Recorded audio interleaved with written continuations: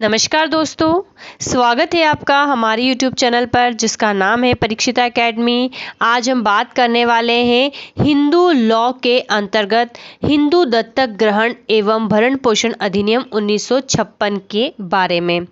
जैसा कि नाम से ही जाहिर है कि इस वाले एक्ट में मुख्य रूप से जो है दत्तक ग्रहण और भरण पोषण की चर्चा की गई है और हमारे इस एक्ट को भी हम मुख्य रूप से इन्हीं दो टॉपिक से समझेंगे।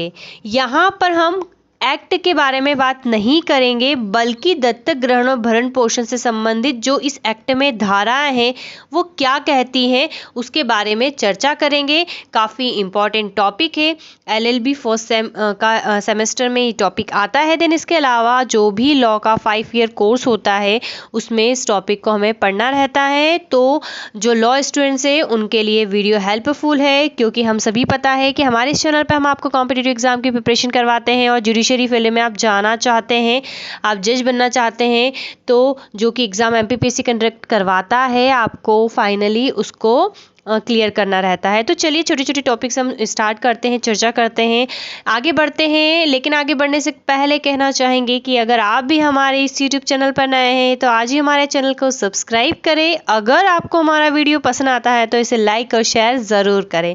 तो चलिए बात करते हैं इस एक्ट के बारे में। जैसा कि हमें पता है कि इस एक्ट में मुख्य रूप से दत्तक ग्रहण और भरण पोषण की चर्चा की गई है। भरण पोषण किसका किया जाता है, इसका अर्थ क्या होता है, वो उसकी हम बाद में चर्चा करेंगे। इसके पहले हम दत्तक ग्रहण को समझेंगे। तो दत्तक ग्रहण के बारे में सब कुछ समझेंगे, भरण पोषण के बारे में समझेंगे तो वीडियो थोड़ा जो है लंबा हो जाएगा, तो हम इसे कई पार्ट्स में लेकर आएंगे। ठीक है, तो चलिए मुख्य रूप से अब हम बात करते हैं हमारे इस टॉपिक में दत्तक ग्रहण के बारे में। दत्तक ग्रहण नाम से आप सभी लोग जो है फैमिलियर होंगे, आप सभी जानते हैं कि पुत्र को गोद लेना, जिसे हम सामान्य भाषा में बोलते हैं, होता है। तो जो संतानहीन दंपत्ति होती है, जब उन्हें संतान नहीं होती है तो वो क्या करते हैं, संतान को ले लेते हैं। तो हमारे हिंदू धर्म में दत्तक ग्रहण की अवधारणा काफ़ी पुरानी है। अन्य धर्मों में ये अवधारणा नहीं मिलती है, क्योंकि हमारे यहाँ पर ऐसा माना जाता है कि जब किसी इंसान की मृत्यु होती है, चाहे वो पुरुष हो या महिला, तो उसका अंतिम संस्कार उसका पुत्र करता है और उसके श्राद्ध क्रम जैसी सारी जो है क्रियाएं पुत्र करता है। तभी जो होता है वो अपने कर्तव्य का जो है पालन करता है और इंसान को मोक्ष की प्राप्ति होती है। तो पुत्र की अवधारणा प्राचीन काल में जो है सर्वोपरि थी, और अगर किसी संतान को पुत्र नहीं हो रहा है तो वो अपने निकटवर्ती संबंधी से जो है पुत्र ले लेता था। तो इसी चीज़ को जो है दत्तक ग्रहण कहा जाता था, जिसको हम एडॉप्शन आज की टर्म में कहते हैं। तो जो पुरानी अवधारणा थी, जो युगों युगों से चली आ रही थी, हमारे भारत में भी इसको एक कानूनन रूप दे दिया गया है 1956 में एक्ट पास करके।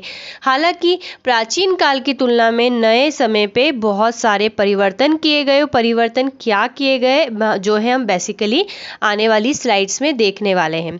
तो दत्तक ग्रहण की हम बात करते हैं तो पहले के समय में जो है पुत्र कई प्रकार के माने जाते थे।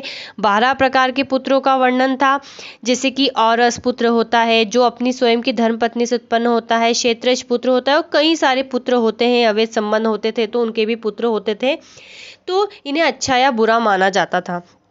तो कुल 12 प्रकार के पुत्रों की चर्चा की है। हम यहाँ पर 12 प्रकार के पुत्र नहीं पढ़ेंगे, क्योंकि आज के वर्तमान परिप्रेक्ष्य में वो जो है सटीक नहीं बैठते हैं। जब आगे चल के न्यायशास्त्रियों की परिपाटी चली तो उन्होंने 3 प्रकार के पुत्रों को जो है महत्व दिया, और वर्तमान विधि में भी बेसिकली 3 प्रकार के पुत्रों को महत्व दिया जाता है। एक को हम बोलते हैं औरस पुत्र या लेजिटिमेट सन। इसका अर्थ होता है कि जो शादी जब हम किसी जोड़े की करते हैं तो जब उसकी स्वयं की धर्मपत्नी से, जिसका धार्मिक विधि विधान से विवाह हुआ है, और उसकी धर्मपत्नी से जो संतान या पुत्र प्राप्त होता है उसको औरस पुत्र की संज्ञा दी जाती है। दूसरा है एडॉप्टेड सन। एडॉप्टेड सन का मतलब हम समझ चुके हैं, और होता है एक सन कृत्रिम पुत्र। ठीक है, सन मेड पुत्र होता है। तो ये मुख्य रूप से जो है 3 प्रकार के पुत्र माने जाते हैं। कृत्रिम पुत्र क्या होता है? तो अपना बनाया गया पुत्र कृत्रिम पुत्र कहलाता है। जैसे जब अनाथ बच्चे को गोद लिया जाता है तो कृत्रिम पुत्र कहलाता है। जैसा कि हमने शुरुआत में आपको बताया कि दत्तक ग्रहण या एडॉप्शन की प्रोसेस हमारे हिंदू धर्म में, सनातन धर्म में काफ़ी पहले से है, और आज के युग में आप देख रहे हैं कि एडॉप्शन कितना चल रहा है। अच्छी फैमिली, रिच फैमिली जो है गरीब बच्चों को भी एडॉप्ट करती है, या फिर देश विदेश से भी बच्चे एडॉप्ट किए जाते हैं। तो चलिए, तो वो किस प्रकार के पुत्र हो गए? कृत्रिम पुत्र हो गए। तो हम इसी के बारे में बात करते हैं। अब हम हमारे मुख्य टॉपिक पर आ जाते हैं, दत्तक ग्रहण, एडॉप्शन क्या होता है। तो दत्तक ग्रहण के बारे में बात करें तो मनुस्मृति काफ़ी प्राचीन है और उसमें जो है न्याय संगत कई जो है टिप्पणियाँ की गई थी।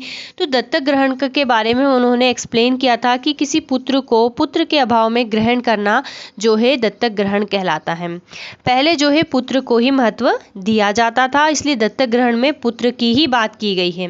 अगर हम और इसकी परिपाटी में देखें तो बहुत समय से प्रथा चली आ रही थी कि जब वह पुत्र जिसे उसके माता पिता जल के साथ स्नेहपूर्वक संतानहीन दंपत्ति को, जो कि जनरली उसके रिलेटिव्स ही होते हैं, को दे देते हैं तो उसे दत्तक पुत्र माना जाता है, जिससे माता पिता भी खुश कि यार हमारे सामने ही हमारा बच्चा रहेगा, और संतानहीन दंपत्ति भी खुश हो जाती है। जब संतानहीन दंपत्ति उस पुत्र को ग्रहण कर लेती है तो जो एक खुद के औरस पुत्र को जो अधिकार दिए जाते हैं वो दत्तक पुत्र को भी स्वतः मिल जाते हैं। ठीक है, तो इस प्रकार से दत्तक पुत्र होते हैं। आगे चलकर प्रिवी काउंसिल ने ये कहा कि जो प्रिवी काउंसिल जो है उस समय जब अंग्रेज रहते थे, तो ये जैसे आज का सुप्रीम कोर्ट होता है उस समय जो है प्रिवी काउंसिल होता था। हमें पता है अंग्रेज़ों के टाइम पे, वैसे तो हमारे प्राचीन काल से ही जो है न्याय या जुडिशरी सिस्टम चलता रहा है राजा महाराजाओं के द्वारा, लेकिन उसको अंग्रेज़ों ने जो है एक सिस्टमेटिक रूप दे दिया। तो प्रिवी काउंसिल ने कहा है कि दत्तक ग्रहण इस सिद्धांत पर आधारित है कि प्रत्येक हिंदू का धर्म माना जाता है कि वह वंश परंपरा को बनाए रखे, जिससे वह पूर्वजों के प्रति कर्तव्य को निभा सके ताकि धार्मिक अनुष्ठान को संपन्न हो सके। तो ये हमारे जो है धर्म में मान्यता है।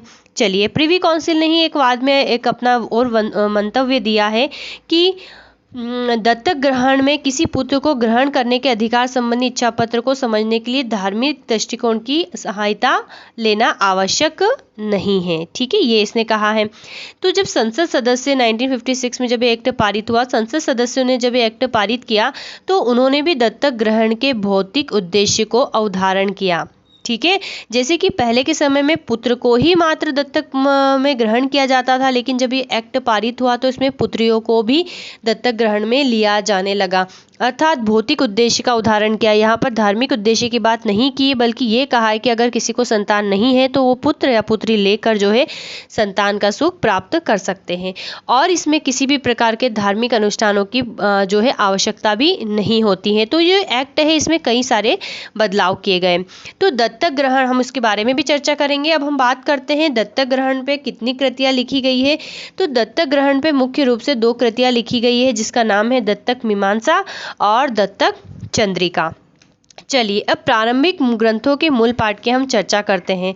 तो सर हेनरी मैन के मतानुसार, हम यहाँ पर लिख देते हैं, सर हेनरी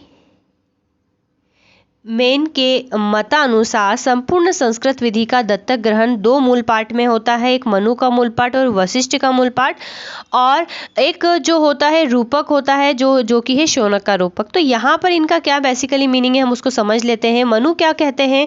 मनु, हमें पता है मनुस्मृति में बहुत सारी चर्चाएं की गई है उस समय पे। तो मनु ये कहते हैं कि दुख के समय जिस पुत्र को उसके माता पिता प्रेम पूर्वक जल के साथ दान दे देते हैं और वह पुत्र उसी जाति का है जिस जाति का दत्तक ग्रहण करने वाला है, तो वह दत्तक पुत्र के नाम से जाना जाता है।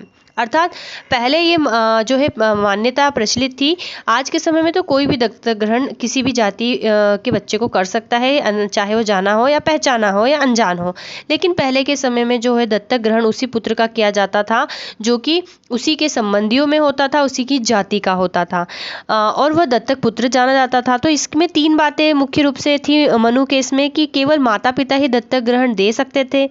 दूसरा, दत्तक ग्रहण लेने वाला पुत्र अभाव के दुख में हो, अर्थात उसको पुत्र ना हो, और तीसरा जो था कि पुत्र उसी जाति का, अर्थात देने वाला, लेने वाला और पुत्र तीनों एक ही जाति के होने चाहिए थे। ये मनु का मूल पाठ था। फिर आगे चल के वशिष्ठ ने ये कथन दिया कि पुत्र माता पिता के योग तथा कारण से उत्पन्न होता है, अतः माता पिता को अधिकार है कि अपने पुत्र को किसी को भी दे दे, बेच दे या परित्याग कर दे, पहला। दूसरे वशिष्ठ ये कहते हैं कि केवल एक पुत्र को नहीं देना चाहिए, अर्थात अगर आपका केवल एकमात्र संतान पुत्र है तो आपको उसे नहीं देना चाहिए। और आधुनिक जो है परिप्रेक्ष्य में भी यही बात हम पढ़ते हैं, समझते हैं। बिना पिता की सहमति से के मतलब पहले क्या होता था, अगर किसी को दत्तक ग्रहण देना है तो पिता की सहमति ही आवश्यक थी, महिलाओं की सहमति या पत्नी की सहमति की कोई आवश्यकता नहीं थी, जो कि आज आवश्यक है। वह व्यक्ति जो दत्तक ग्रहण में किसी पुत्र को लेना चाहता है वह अपने संबंधियों को तथा राजा को सूचित करे तथा होम आदि क्रियाएं, धार्मिक क्रियाएं संपन्न करके दे। ठीक है, तो यदि यहाँ पर वशिष्ठ ये कहते हैं कि यदि दत्तक को पुत्र ग्रहण करने के उपरांत वास्तविक औरस पुत्र उत्पन्न हो जाता है तो दत्तक को जो है 1/4 पार्ट जो है इसका देना चाहिए। इसी प्रकार शौनक के रूपक के बारे में भी चर्चा की गई है। तो शौनक ने स्पेशली यहाँ पर यही कहा है दत्तक मीमांसा के अनुसार कि दत्तक पुत्र ऐसा होना चाहिए जिसकी माता में दत्तक ग्रहीता नियोग द्वारा संतान उत्पन्न कर सकता था। मतलब अगर जिसका दत्तक पुत्र की जो माता है, जिसको दे रहे हैं, उसके साथ उसका विवाह होने की कंडीशन होगी, जो है पास्ट में होगी, तो उसी को ही दे सकता था। कुछ इस प्रकार की बात कही है। चलिए, वो इंपॉर्टेंट नहीं है। अब हम आगे बढ़ते हैं। मुख्य रूप से वर्तमान विधि में क्या परिवर्तन हुए हैं। प्राचीन विधि क्या थी, उसके क्या महत्वपूर्ण बिंदु थे, वो हम वर्तमान विधि से ऑलरेडी समझ सकते हैं। चलिए, तो वर्तमान विधि में जो एक्ट है मुख्य रूप से हिंदुओं पर ही लागू होता है। ठीक है, और दत्तक ग्रहण से संबंधित जो भी कानून मान्यताएं थी वो इस अधिनियम के पारित होने के बाद जो है निरस्त कर दी गई है। हाँ, अगर कोई प्रथा जो है काफ़ी प्रचलित है किसी जनजाति में तो उसको जो है इग्नोर नहीं किया जा सकता, और इसके न्याय का निर्णय जो है कोर्ट न्यायालय पर होता है। विवाह के पूर्व कोई भी स्त्री जो है दत्तक ग्रहण कर सकती, पहले प्रावधान नहीं था, अब यहाँ पर जो है विवाह के पूर्व कोई भी स्त्री दत्तक ग्रहण कर सकती है का प्रावधान जोड़ा गया। पुत्रियों को भी दत्तक ग्रहण में ले सकते थे। जैसे हमने बात करी, प्राचीन काल में पुत्र की मान्यता थी तो पुत्र को ही दत्तक पुत्र के तौर पर लिया जाता था, लेकिन वर्तमान एक्ट जब पारित हुआ तो इसमें पुत्रियों को भी दत्तक ग्रहण किया जा सकता था। और जब ये वाली प्रोसेस होती है तो इसमें किसी भी प्रकार की धार्मिक क्रिया, जिसको दत्तक होम कहते हैं, की आवश्यकता नहीं होती है। और पूर्व, अब यहाँ पर एक और चीज़ काफ़ी इंपॉर्टेंट है कि पूर्व निहित किसी भी संपत्ति को दत्तक पुत्र अनिहित नहीं कर सकता। ठीक है, यहाँ पर काफ़ी इंपॉर्टेंट है, अनिहित नहीं कर सकता, अर्थात वो जिस फैमिली में जा रहा है वहाँ पर जाने के बाद वो उसके दूसरे मेंबर जो उस संपत्ति पर, क्योंकि हमें पता है दत्तक पुत्र जाता है उसका भी अधिकार होता है, तो संपत्ति से दूसरों को बेदखल नहीं कर सकता जो उसके पहले ही उसका उस पर अधिकार था, अर्थात पिछले संबंध का सिद्धांत जो है इससे खत्म कर दिया गया। अगर किसी व्यक्ति की पत्नी या फिर कई पत्नियां हैं तो उसकी सहमति के बिना कोई भी वैध दत्तक ग्रहण नहीं हो सकता। वैध मतलब वैलिड दत्तक ग्रहण नहीं हो सकता। और दत्तक ग्रहण को सामान्य रूप से मिताक्षरा तथा उसकी उपशाखा जो होता है दाई भाग के ऊपर जो है आरोपित किया गया है तथा पूर्व मध्य जितने भी चीज़ें थी उसको समाप्त कर दिया गया है। तो दोस्तों, आज के इस वीडियो में बेसिक चीज़ें हमने डिस्कस करी है दत्तक ग्रहण के बारे में। बेसिक चीज़ें हैं। देन सबसे इम्पॉर्टेंट चीज़ है, अब हम जो पढ़ने वाले हैं वर्तमान विधि, जिसमें दत्तक ग्रहण की क्या शर्तें हैं, अर्थात दत्तक ग्रहण कौन दे सकता है, कौन ले सकता है, किसका किया जाता है, सब कुछ जो है इस टॉपिक में क्लियर हो जाएगा। प्राचीन काल में क्लियर था कि जो दे रहा है, ले रहा है, या जो जिसका किया जा रहा है, स्पेशली पुत्र का किया जाता था तो वो सेम जाति का होना चाहिए था। लेकिन यहाँ पर कई सारे परिवर्तन किए गए हैं नए में, तो उसके लिए कुछ बेसिक जो है कंडीशन से शर्तें हैं, आवश्यक तत्व हैं, तो उसके बारे में हम चर्चा करेंगे। लेकिन वीडियो जो हो चुका है बड़ा हो चुका है, सो हम इसे जो है सेकेंड पार्ट में लेकर आएंगे। तो लगे रहिए, हमारी सीरीज़ को देखते रहिए। एक्ट को हम जो है कुछ वीडियोस में जो है कंप्लीट कर देंगे, और सारे जो बेसिक चीज़ें आपको समझना चाहिए, याद रखना चाहिए, जो एग्ज़ाम में आपके लिए हेल्पफुल रहे, वो जो हम यहाँ पर कवर करेंगे। सो फ्रेंड्स, आई होप आपको ये वीडियो पसंद आया होगा। So subscribe our channel, like, share, comment. Have a nice day and thanks for watching.